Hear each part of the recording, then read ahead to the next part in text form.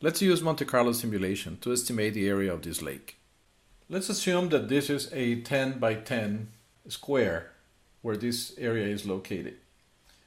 And we will create coordinates. So let's do X and Y here and produce a set of random numbers between 0 and 10 for both. And then we test if the dots fall within that space or not.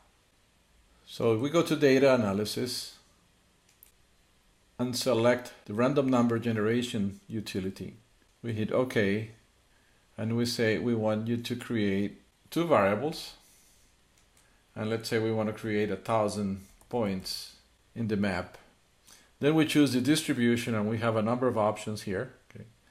Uniform, normal, Bernoulli, binomial, Poisson, pattern, and discrete.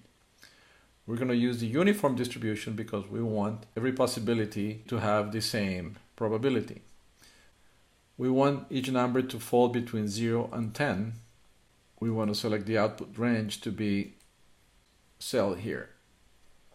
So once we click this, we will have coordinates for X and Y, and we can actually map them in a chart.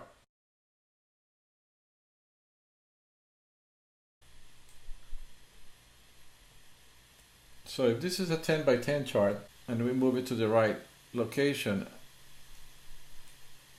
and we make it to the right size, make it to scale.